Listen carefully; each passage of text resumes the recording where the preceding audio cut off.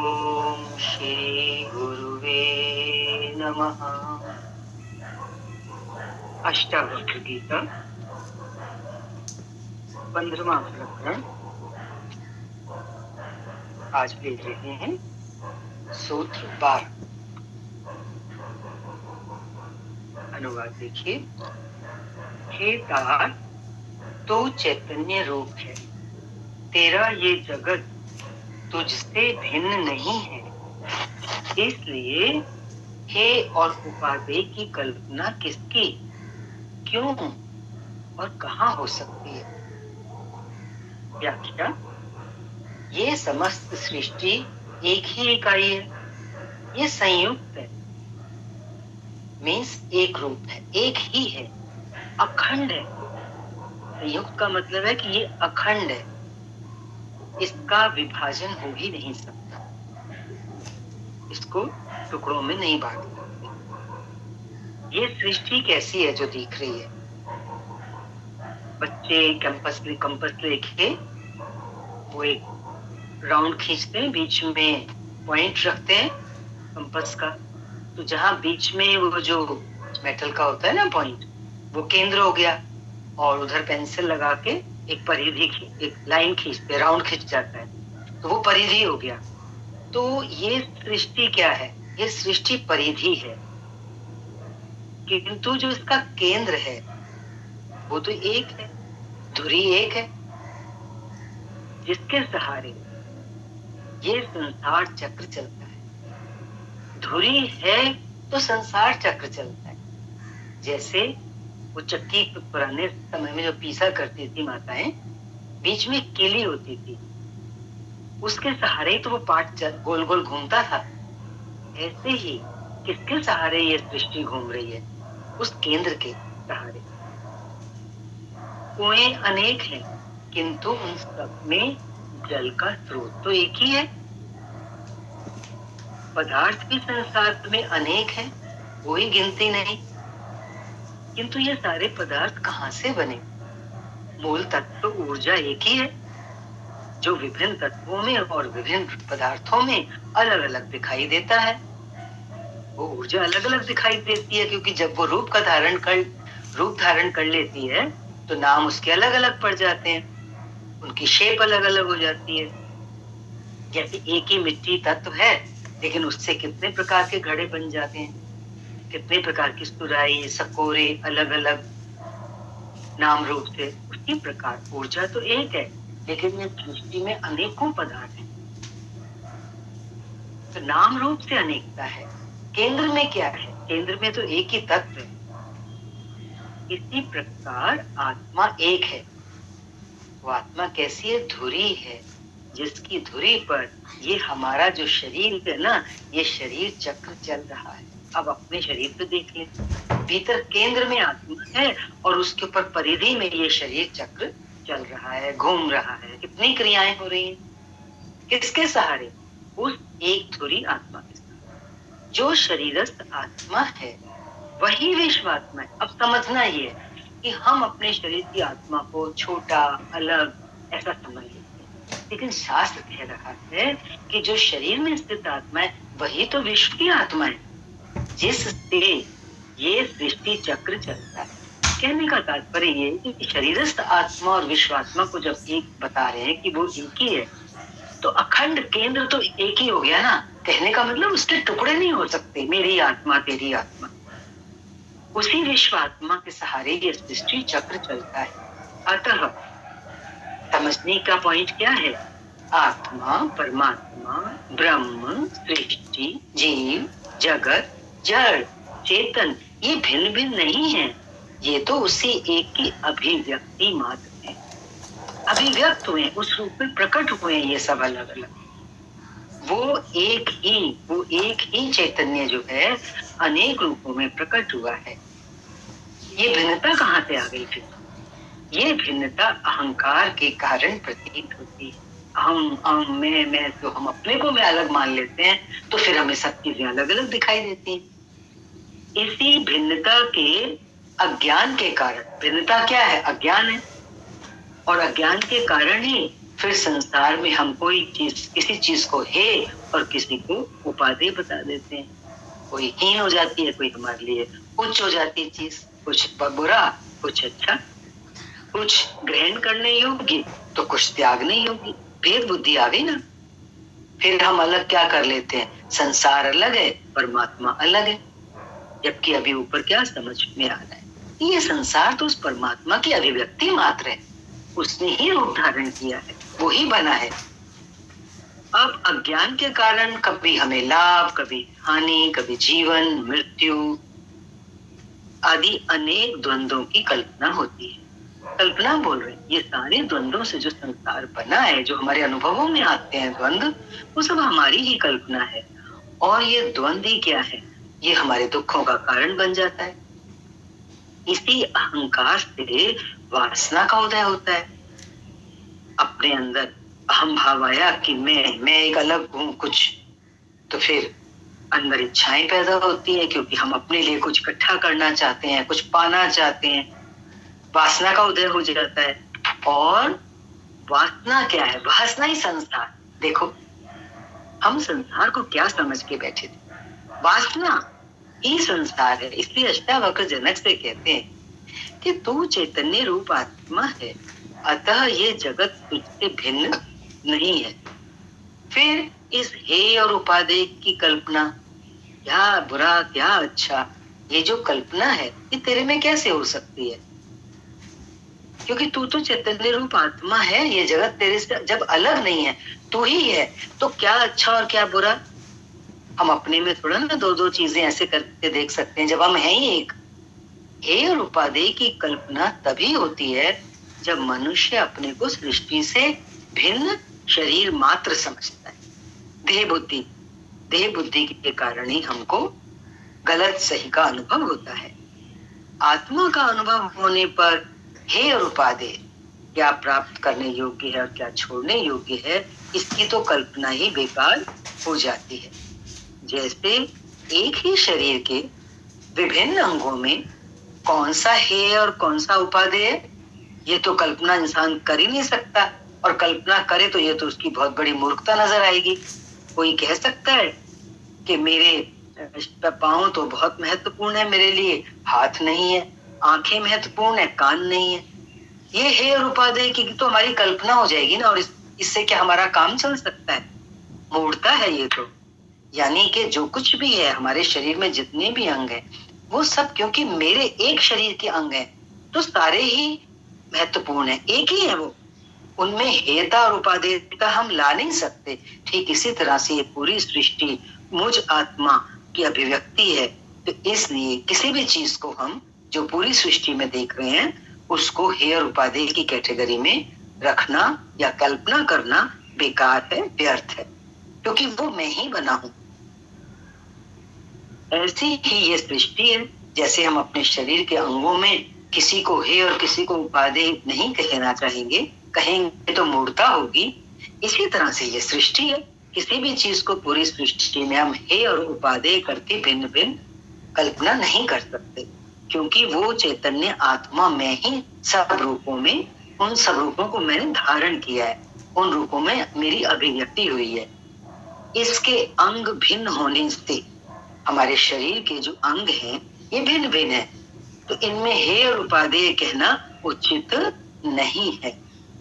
ये व्याख्या हम अपने शरीर में किसी को उपादेय कहें, किसी अंग को किसी को उपादेय कहें, किसी को हे कहें, तो अगर ऐसा कोई करता भी है तो वो किस कारण होगा। ये व्याख्या तो मन और अहंकार के कारण हो जाती है। संसार में भी हम किसी चीज को अच्छा कहते हैं या किसी चीज को बुरा कहते हैं, तो वो किस कारण से कहते हैं, क्यों हमारे मन को जो अनुकूल लगता है उसको हम उपादेय कह देते हैं। जो चीज हमारे मन के प्रतिकूल होती है उसको हम एक ही कैटेगरी में रख देते हैं। तो मन और अहंकार, अहंकार मीन्स मैं कुछ हूँ, अपने को शरीर, मैं कुछ हूँ ना, मैंने अपने को शरीर माना है, अलग माना है, तो हम संसार में दो दो दो दो की व्याख्या कर लेते हैं। वो हमारी कल्पना ही होती है, हमारे मन की अनुकूलता और प्रतिकूलता के कारण। अगला सूत्र लीजिए। तुझ एक निर्मल अविनाशी शांत और चैतन्य रूप आकाश में कहाँ जन्म है, कहाँ कर्म है और कहाँ अहंकार है, हैं? किससे तुलना करी चैतन्य की? आकाश से, गगन सदृशम। भगवान विष्णु की प्रार्थना में आता है ना, ओम शांताकारं भुजगशयनं पद्मनाभं सुरेशं विश्वाधारं गगन सदृशम। गगन सदृशम, वो भगवान कैसे? गगन की तरह, आकाश की तरह। भगवान ने आत्मा। तो आकाश कैसा है? निर्मल है। आकाश कैसा है? सदा से जैसा है, अविनाशी है। और आकाश शांत है? ये तो उस चैतन्य रूप आकाश में, तो हमारे जब ये सब लक्षण है आत्मा के, चैतन्य के, तो उसमें कहाँ जन्म, कहाँ कर्म और कहाँ अहंकार है? इसी की व्याख्या अष्टावक्र फिर कहते हैं, बार बार दोहराता है गुरु उसी ज्ञान को, उन्हीं वचनों को, ताकि शिष्य के अंदर पूरी तरह बैठ जाए। जो जड़ है ज्ञान की, वो बहुत दृढ़ हो जाए। अष्टावक्र फिर दोहरा रहे हैं कि आत्मा निर्मल है, शुद्ध है, मतलब उसमें दोष है ही नहीं। ये शुद्ध है, अविनाशी है। और कैसी आत्मा?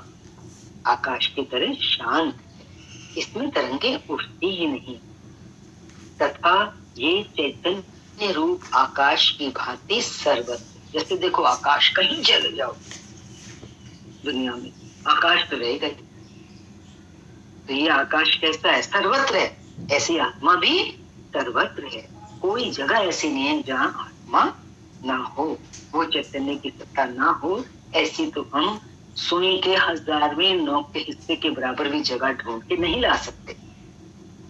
ये चैतन्य जो है सदा विद्यमान है, ये आने और जाने वाला नहीं है, इसका जन्म मरण नहीं है, इसका ना जन्म है ना कर्म है, ना इसमें कोई अहंकार है। मैं तो तब आएगा ना जब तू भी हो। तो क्योंकि वो चैतन्य एक है, इसलिए वहां मैं की भी कोई गुंजाइश नहीं है, उसमें अहंकार भी नहीं है। हे जनक, तू आत्मा है, इसलिए ये सभी गुण तेरे हैं। कौन से? ना तेरा जन्म है, ना तेरे में कोई कर्म है और ना तेरे में अहंकार है। ये सारे विकार मन, शरीर और अहंकार के हैं, जिनसे तू तो भिन्न है। क्योंकि बता दिया तू चैतन्य आत्मा है, तू तो अलग है इन सबसे, शरीर मन अहंकार से। अपने को आत्मवत जान लेने के बाद ही इन सब की प्रतीति नहीं होती है। किनकी? शरीर की, मन की और अहंकार की। ये कब जाते हैं? जब अपने को आत्मवत जान लिया। अपने को आत्मवत जान लेने पर ही इसकी प्रतीति नहीं होती, अहंकार की प्रतीति नहीं होती। तो आध्यात्मिक यात्रा हमारी चलती रहती है और चलती ही रहे जब तक हमारे अंदर ये विकार, कौन से गिनाए? मन, शरीर और अहंकार मौजूद हैं। इनका तिरोहित हो जाना ही मानो अपने को आत्मवत जान लेना है। इसी क्रम में अगला सूत्र देखिए, जिसको तू देखता है उसमें एक तू ही भासता है। कहते ना, मैं ही हूं, मैं ही। जो कुछ भी तू देखता है उसमें तू ही तो है। क्या कंगना, बाजूबंद और नूपुर सोने से भिन्न भासते हैं? नहीं ना, सोना तो सब में एक जैसा ही होता है, चाहे हाथ में पहनने का और गहना हो, चाहे पैरों में पहनने का हो, चाहे सिर में पहनने का हो। व्याख्या देखते हैं। अष्टावक्र कहते हैं कि जिस प्रकार कंगना, बाजूबंद और नूपुर की आकृतियां, उनकी जो शेप है इन जेवरातों की, वो अलग अलग है और उनका उपयोग भी अलग अलग है। कोई गहना गले में पहना, कोई हाथ में, कोई पांव में, किंतु इन सबका निर्माण तो एक ही तत्व स्वर्ण से हुआ है और वही स्वर्ण, वही सोना सब में है। अंतर क्या है? नाम और रूप। नाम और रूप की भिन्नता से सोने में तो भिन्नता नहीं आ गई। ठीक उसी प्रकार इस सृष्टि के विभिन्न अवयवों में, विभिन्न रूपों में आत्मा ही एक मूल तत्व है और उस आत्मा की ही ये सभी जो हमें भिन्न भिन्न दिखाई देती हैं, तो आकृतियां मात्र हैं। जैसे जेवरातों की आकृतियां अलग अलग हो गई, सब में है तो सोना ही। ठीक इसी तरह से जो दुनिया में हम जितनी भी चीजें देख रहे हैं, उनके रूप अलग अलग है, आकृतियां अलग अलग है, लेकिन सब में मूल तत्व एक चैतन्य आत्मा ही। अतः आत्मा में कोई भेद नहीं है, आत्मा भिन्न भिन्न नहीं है। तू जो कि आत्मा ही है। गुरु ने उसको एहसास करा दिया जब अपने शिष्य को कि तू तो आत्मा है। अतः सृष्टि के समस्त पदार्थों में एक तू ही भासता है। जब तू आत्मा है और आत्मा के टुकड़े टुकड़े नहीं हो सकते, सभी तरफ आत्मा ही आत्मा है, आत्मा की अलग अलग आकृतियां हैं। तो जब तूने ये समझ लिया तो सब तो तुझे अब ये स्पष्ट हो गया कि समस्त पदार्थों में मैं ही भास रहा हूं, तू ही भास रहा है। और ये जो भेद दिखाई देता है वो तो शरीरों का है, आकृतियों का है। ये समझने की बात है। भेद दिखाई देगा, ये मेरा शरीर तेरा शरीर, लेकिन ये भेद तो शरीर के कारण है, शरीर की जो आकृतियां हैं उनके कारण है ना। जैसे ऊपर बताया कि जेवरातों की अलग अलग आकृतियों के कारण सोना तो अलग नहीं हो गया ना, ठीक इसी तरह से हमारे शरीरों की आकृतियां अलग अलग हैं। तो शरीरों की आकृतियां अलग अलग होने से चैतन्य तो अलग नहीं हो गया, चैतन्य तो एक ही है। तो उधर कौन है? सामने शरीर की आकृति भिन्न होने से भी उधर कौन है? उधर तू ही है। भक्त फिर कहने लगता है मैं ही हूं, मैं ही। जो भेद है वो आकृतियों के कारण है, वरना फूल और कांटे, मनुष्य और पशु पक्षी, सभी में वो एक ही तत्व है ना।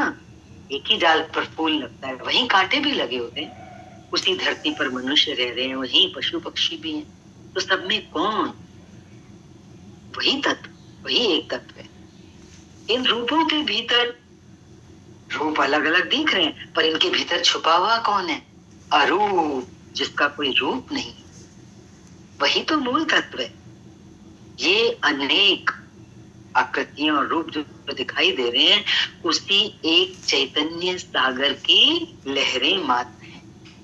समुद्र में लहरें उठती हैं तो वो समुद्र से अलग नहीं होती हैं, उठती हैं तो बस सिर्फ दिखाई देती हैं। जिस समय वो समुद्र का जल लहर की आकृति के रूप में ऊपर उठता है, बस फिर उसी में समा जाता है, उसी में से उठता है, उसी में समाता है। बीच में जब एक ऊपर उठता है और आकृति लहर की बनती है, तो वो लहर सिर्फ दिखती है, पर होती तो उस समय भी वो समुद्र ही है, क्योंकि वो भी तो जल ही है। इसी तरह से बता रहे एक चैतन्य सागर की लहरें मात्र हैं ये जो कुछ भी हम देखते हैं। भीतर जो छिपा सागर है, वो जो चैतन्य, वही तो जो दिख रहा है अनेक रूप में, वही तो उनका इन सबका आधार है। ऐसा जान लेने पर ही उपद्रव शांत होकर परम शांति उपलब्ध होती है। अब देखो हमारी दृष्टि भिन्न भिन्न में चली जाती है, तो अंदर में क्या है? कितनी हलचल है, कितना उपद्रव है, कितना हिल जाता है इंसान, दुखी होता है। उपद्रव क्या, किस बात का? दुखी करता है अपने आप को। जब ये जानकारी हो जाती है, इस जानकारी में दृढ़ता आ जाती है, तो अंदर उपद्रव तो शांत हो जाता है और मनुष्य परम शांति को उपलब्ध होता है, जिसकी तलाश हर जीवात्मा क्या तलाश कर रही है? सुख मिले, चैन मिले, शांति मिले। शांति कैसे मिले? उस अनेकता में, उस भिन्न भिन्न रूपों में जब उस एक को देखेंगे। वो एक कौन? वो एक मैं कौन सी? आत्मा बनी। शरीर रूप से सब अलग अलग दिखाई देंगे, पक्की बात है, पर गुरु हमारी दृष्टि को चेंज कर दे। कहते हैं ना, जैसी दृष्टि वैसी सृष्टि। धन्य है हम जो हमें गुरु मिला, ज्ञान मिला। आज हमारी दृष्टि का नंबर चेंज कर रहा है गुरु के। देखो काला चश्मा उतार, सफेद पे सब सफेद सफेद, शुद्ध चैतन्य आत्मा चारों तरफ, बस वही है, वही, मैं नहीं। इसी क्रम में अगला सूत्र ले रहे हैं, ये मैं हूं और ये मैं नहीं हूं, ऐसे विभाग को छोड़ दो। है ना, मित्र में तो अपनापन होता है, शत्रु में हम अपने को नहीं देख पाते, तो ये मित्र शत्रु लाभ हानि, दो दो जो विभाग हमारे मन ने बनाए हुए हैं अपने अनुकूलता और प्रतिकूलता के कारण, शास्त्र क्या कह रहा है, गुरुदेव क्या कह रहे हैं, ऐसे विभाग को छोड़ दो। क्यों? कि सब आत्मा ही तो है। ऐसा निश्चय करके तू संकल्प रहित हो। देखो, जब तक हम विभाग बुद्धि में रहते हैं तो हमारे अंदर संकल्प विकल्प होते हैं। दो दो में क्या होगा, कभी संकल्प होगा, कभी विकल्प होगा। स्थिति गुरु कैसी बनाना चाहते हैं, हमारे निर्विकल्प, तभी तो हम सुखी होंगे। व्याख्या देख लीजिए, ये संपूर्ण सृष्टि एक है, अखंड है, उस एक ही आत्मा का विस्तार है। जैसा ऊपर से चलता आ रहा है उसी का विस्तार है, उसी के अनेक रूप है, इसलिए इसमें भिन्नता कहीं नहीं है। नाम रूपों की भिन्नता से अज्ञानी ही भिन्नता देखता है। जिसको ज्ञान हो जाएगा वो थोड़ा ना ये भिन्नता देख सकेगा। जब तक अज्ञान तब तक ही भिन्नता दिखाई देगी। तो अज्ञानी को भिन्नता दिखाई देगी, नाम रूपों की भिन्नता। नाम रूप के पीछे जो छुपा हुआ है ना, उसको देखता है ज्ञान। अज्ञानी खंड खंड में देखता है, उसे हिंदू मुस्लिम ईसाई दिखाई देते हैं, उसे जड़ चेतन मनुष्य जीव जंतु में भेद दिखाई देता है। वो जीव और आत्मा में भेद देखता है, आत्मा और परमात्मा में भेद देखता है। और समझने की सबसे बड़ी जो बात है, जो शास्त्र कह रहा है, ये भेद ही तो दुखों का कारण। भेद बुद्धि, भेद से हमारी बुद्धि कैसी हो जाए, अभेद। सृष्टि एक ही सत्ता है, एक ही आधार सृष्टि। जब एक ही आधार है तो इसका विभाजन करना ही अज्ञान। द्वैत दृष्टि के कारण ही दुखों का जन्म होता है। समग्र की अनुभूति हो जाना, समग्र में सब एक ही है, इसका एहसास हो जाना, इसका अनुभव हो जाना ही ज्ञान। अब देखो, ये प्रैक्टिकल समग्र की अनुभूति एक ही है, एक ही है। ये शब्दों से, शास्त्र से, किसी के बोलने सुनने से नहीं होगा। ये शास्त्र से रास्ता मिलेगा, रोशनी मिलेगी। सुनने पढ़ने से हमारा मार्ग प्रशस्त होगा, लेकिन वो दृढ़ कब होगा, जब हमें उसका अनुभव होगा, वो हमारा हिस्सा तब बनेगा। और जिस दिन उस समग्रता की अनुभूति हो जाती है तो कह रहे हैं वही ज्ञान है और यही धर्म है। हमने धर्म की क्या क्या परिभाषाएं पढ़ी हैं। धर्म क्या है? उस एक की अनुभूति हो जाना। समग्र ही जीवन है, टुकड़ों टुकड़ों में जीवन थोड़ी है। और यही ब्रह्म है। इसी एकीकृत अस्तित्व को उपलब्ध होना, एकीकृत अस्तित्व में उसे एक आत्मा परमात्मा को उपलब्ध होना, उसका रूप हो जाना ही धर्म है। टुकड़ों टुकड़ों में विभाजन करना ही तो अधर्म है, अज्ञान है। अहम ब्रह्मास्मि की घोषणा, ऐसी ही धर्म की घोषणा करना है। रास्ता कब पूरा होता है?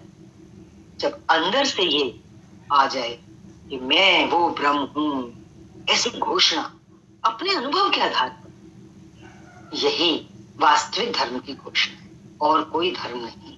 और कोई धर्म की घोषणा धर्म की घोषणा नहीं है। वो ये कहते, और ये कहना कि मैं ब्रह्म हूं, ये अहंकार नहीं है। कोई सोचे कि किसी ने कह दिया मैं ब्रह्म हूं, जो बड़ा अहंकारी है, अपने को सृष्टि का मालिक बोल रहा है। लेकिन ये तो उस अखंड की, उसी के समग्र की जो धुरी है, जो आधार है, उसकी अनुभूति है। जिसको ये अनुभूति हो गई वही तो बोल सकता है कि मैं और ब्रह्म एक ही हैं, भिन्न नहीं है। दो का तो यहाँ कोई स्थान ही नहीं है। अनुभूति वाला बोलेगा तो वहां अहंकार की बात बिल्कुल नहीं। इसके विपरीत कोई अगर सब कुछ छोड़ दे, भस्मी लगा ले, भीख मांगकर खाने लगे, गिड़गिड़ाने लगे, याचना करने से, दंडवत करने से और बाहरी विनम्रता दिखाने से, क्षमा यात्रा करने से अहंकार नहीं मिलता। क्योंकि जब कोई कहता है अहम ब्रह्मास्मि, तो उसका बाहर का अहंकार मिट गया ना। लेकिन ये सब बाहर की चीजें करने से अहंकार नहीं मिटता। अहंकार का मिटना एक अंदर की घटना है, भीतर की घटना है, एक अनुभूति है। अहंकार इस एक की अनुभूति हुए बिना मिटता नहीं। वो जो एक अधिष्ठान है सृष्टि का, जब तक उसकी अनुभूति ना हो जाए तो ये जो मैं क्षुद्र जो मैं है, छोटी जो मैं है, उसका जो अहंकार है वो मिट नहीं सकता। वो बाहर की क्रियाओं से हम उसे नहीं मिटा सकते। ये धर्म की पराकाष्ठा है कि आत्मा एक है और सब उसी का विस्तार है, वही तो सर्वत्र व्यापक है। ये धर्म की पराकाष्ठा को समझना है और फिर स्पष्ट हो जाता है कि भिन्नता की प्रतीति ही अज्ञान है और एकत्व का अनुभव हो जाना ही ज्ञान है, और यही मुक्ति है। बार बार शास्त्र में मुक्ति के कितने पहलू बताए हैं, कितनी तरीके से समझाने का प्रयास हुआ है। यहाँ पर हम भाग्यशाली हैं जो ये सब सुनने को मिलता है। इसलिए अष्टावक्र कहते हैं कि हे जनक, मैं वही ब्रह्म हूं अथवा मैं वह नहीं हूं, उससे भिन्न जीव मात्र हूं। परमात्मा और मैं भिन्न हूं, ऐसी भेद दृष्टि को, ऐसे विभाग को छोड़ दे। भेद दृष्टि को छोड़ दे। क्यों भेद दृष्टि को छोड़ने की बात हो रही है? आगे कह रहे हैं वो, क्योंकि सोहम शिवोहम आदि कहना भी भेद दृष्टि ही है। सोहम मैं वही हूं, शिवोहम शिव ही मैं हूं, इसमें भी दो आ गए। आगे कह रहे हैं जिसे उस शिव या ब्रह्म का ज्ञान नहीं होता वही तो ऐसा कहता है कि मैं शिव हूं, मैं वो हूं, सोहम। ज्ञान होने पर और जान लेने पर मैं तो बचता ही नहीं, फिर मैं वही हूं कहने का कोई अर्थ ही नहीं रह जाता। इसलिए सब आत्मा ही है, एक ही है, भिन्नता कहीं है नहीं। ऐसा निश्चय करके तू संकल्प रहित हो, बिल्कुल खाली हो जा, और संकल्प रहित होने से ही सच्चे मायने में तू सुखी होगा। तू सुखी हो क्योंकि तुझे ऐसा निश्चय हो चुका है।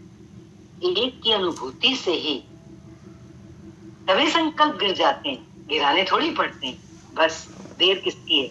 उस अनुभूति। और मनुष्य परिणाम स्वरूप सुखी और शांत हो जाए। अगला सूत्र, तेरे ही अज्ञान से विश्व है। बताया ना, अहंकार के कारण, वासना के कारण ही तो विश्व है। परमार्थ है, तू एक है। परमार्थ की दृष्टि से क्या है? संसार की दृष्टि से भिन्नताएं है ना, परमार्थ की दृष्टि से तो तू एक है। तेरे अतिरिक्त कोई दूसरा नहीं है, क्योंकि तू ही तो सब रूप में आया है सामने। वो आत्मा ने तो रूप आकृतियां धारण की हैं। तेरे अतिरिक्त कोई दूसरा नहीं है, ना संसारी और ना असंसारी। व्याख्या, इसी क्रम में अष्टावक्र कहते हैं कि हे जनक, तुझे विश्व की अपने से भिन्न प्रतीति हो रही है कि मैं अलग हूं और ये संसार अलग है। तू संसार को अपने से भिन्न समझता है, इसलिए मैं और विश्व तुझे दिखाई देते हैं। तू अपने को मैं करके अलग देखता है, इस विश्व को अलग देखता है। ये दो का विभाजन ही क्या है? अज्ञान। इसी अज्ञान के कारण ये विश्व है, वरना परमार्थ में, परम अर्थ में, उस उच्च अनुभूति में ना तू है ना ये विश्व, तो फिर क्या है? बल्कि एक ही आत्मा है। जो तू है वही ये विश्व है। तू चैतन्य, तू ही तो ये विश्व बना है। जो तू है वही ये विश्व है। इसी प्रकार संसारी और असंसारी का भेद भी अज्ञान के कारण है। ये सभी आत्मा है, अतः तू ही सब कुछ है। तेरे सिवा माना तुझ आत्मा के सिवा कोई दूसरा है ही नहीं। कहते ना, दूसरा बना ही नहीं है, सब आत्मा रूप। और यही तो ज्ञान है, यही तो परम सत्य है। सत्य एक ही है। सत्य तो कभी दो हो ही नहीं सकते, दो सत्य कभी नहीं होते। ये भेद ही अज्ञान है और अभेद ज्ञान। अभेद के बीच जब अहंकार की दीवार खड़ी होती है, ये समझ लो भेद दृष्टि कहां से आई है, तो वो अभेद, पर बीच में अहंकार का अंकुर फूटने से वो जो दीवार खड़ी हो जाती है, तभी भेद दिखाई देता है। और जैसे ये अहंकार गिरता है तो सब अभेद दिखाई देने लग जाता है, सभी संयुक्त एक प्रतीत होता है। अतः निष्कर्ष क्या है? अहंकार ही अज्ञान है। ये आत्मा संसारी भी नहीं है, क्योंकि ये आत्मा तो संसार में लिप्त ही नहीं है, तो आत्मा को संसारी कह ही नहीं सकते। और ये आत्मा असंसारी भी नहीं है, क्यों? क्योंकि संसार तो उसी की अभिव्यक्ति है। तो दोनों तरफ से शास्त्र में समझा रहा है कि ये आत्मा न संसारी है और न असंसारी। यहाँ पे ये स्पष्ट हुआ। आज के लिए इतना ही। हरि ओम। शांति शांति शांति।